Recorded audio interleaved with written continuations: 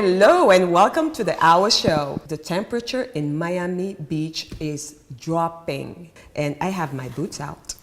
Do you see that? Before I introduce to you my guests, I'm gonna tell you a story.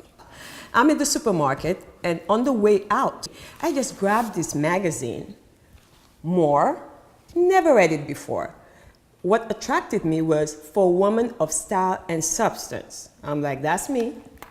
I open it to one page, just like this. I'm like, wow, what a beautiful woman. So I never got to read really the story of why she was in the magazine. Closed the magazine, paid, and left. The next day, Saturday, I was invited over to my neighbor's house. Went in, say hi to everyone, and who is in front of me? That same lady from the magazine, Rhonda Smith, in person, is right here and is my guest on the AWA show today. Thank you, AWA. I'm so happy to be here and thank you for inviting me to chat with you today. I'm so honored to have you here. So Rhonda's been through hell and back without even knowing it, fighting breast cancer. Before we get into that day where you got diagnosed, can you please go back and share with us what was your life before?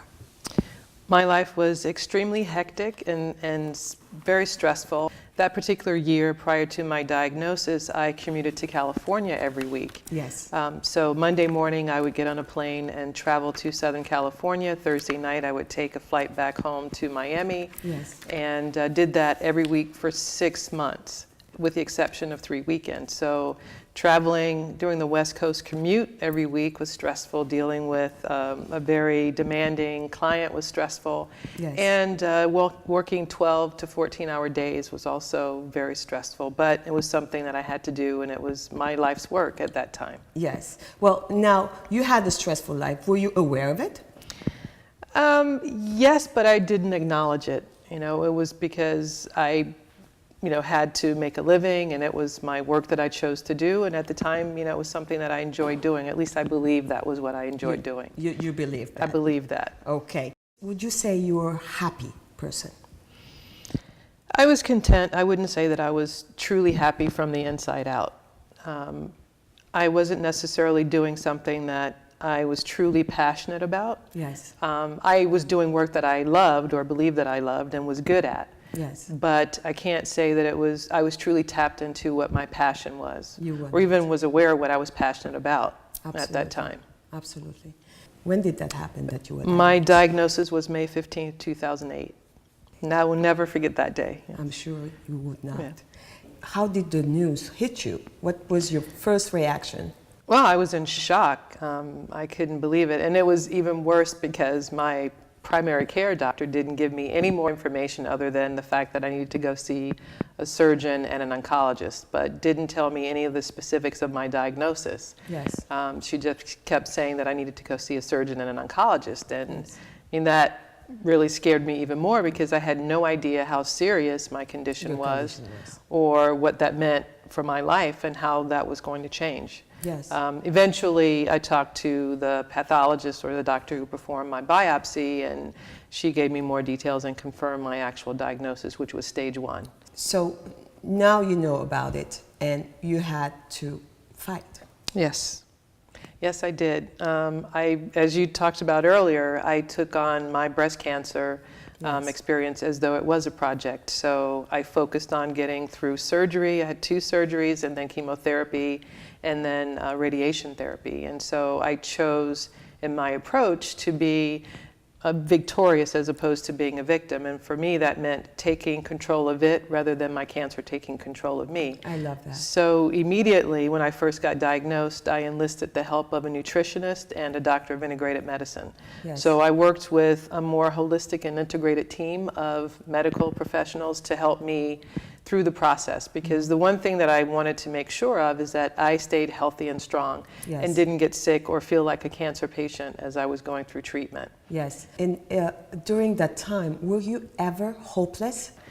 In my condition or my breast cancer, no. I never felt that way because I felt that as long as I was in control, Yes. I would be okay and things would be fine. And as long as I did everything that I could do Yes. to make sure that I stayed strong and healthy, then Yes. I would be fine on the other side, well, going through it as well as on the other side of it. Did you see that it was a battle you were going to win at the end? Oh, I knew that I was going to be fine. I mean, my doctors assured me that my prognosis was good, Yes. which gave me a lot of hope and optimism. And working with my complete team of medical professionals, I knew that I was well taken care of. So I had a lot of faith and confidence in my Yes. medical care team. And as long as I did my part, I knew that everything would be fine. Would you agree with me in one thing? What Is is that the way we do anything is the way we do everything? I would agree with that, yes. Because the way you battle your cancer was the way you were in real life. Your real life just reflected that, victorious and not a victim. A take charge person, I think my friends would probably say that, yes. Right? Yes. What does it mean for you, stress-free? Well, if there's such a thing as a stress-free life, I'm still working on that. But Yes. I think for me, it's there's stress and disease are connected, Yes. as I'm sure you're aware of. And so if I can minimize any negativity in my life, Yes. anything that causes me to feel uncomfortable or not healthy, not well rested, then I try to avoid that. Yes. So sleep is an important part of staying Absolutely, healthy. Sleep absolutely. affects your energy level. It affects your ability to think straight or effectively. It affects your immune system. So you sleep more now? I try to sleep more, but exercising and sleep are connected also. Absolutely. So that's part of the reason why I exercise every day, because it helps me sleep better at night. Yes. And also gives me an opportunity to restore myself from whatever harm comes my way during the course of my work day or anything else that I have to endure in life. And what are your work days now looking like? My work days now are very different than before. I'm sure. Where I used to go 12, 14-hour days, 7 days a week, Yes. nonstop. And now, my work time is between really 9 and 6.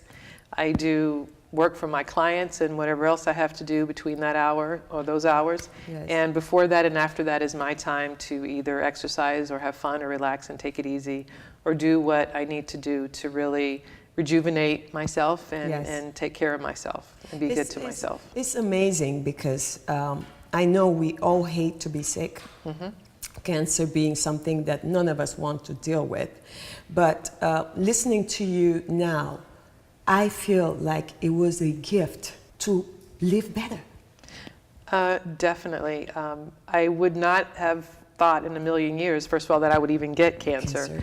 But that something that wasn't good news actually turned out to be a blessing in disguise. I know.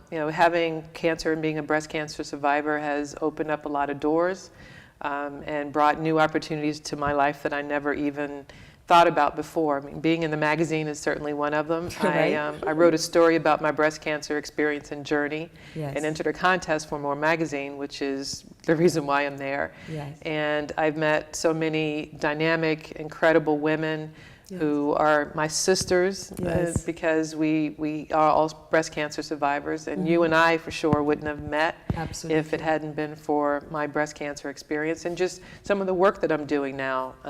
I wouldn't be doing if I weren't a breast cancer survivor. Yes. And through my own personal experience and journey, I was inspired to create Breast Cancer Partner, Yes. which is a website that is focused for breast cancer survivors who are actually done with treatment. I'm very honored to have you today. You have answered a lot of questions. And for those of you who have cancer, Rhonda has showed us, and so is actually hundreds of survivors out there, that cancer is not a death sentence. There is a light after the tunnel. And for those of you who do not have cancer and do not know if you do, prevention, you would say that, Yes. is the key, and the attitude Yes. that you're having about life. Yes. So nutrition and exercise, again, is at the core of us being healthy and whole and staying that way for the Absolutely. long term. And I would add to that love yourself and others. Thank you so much, and I see you soon. Thank you. Thank you. Thank you. Thanks.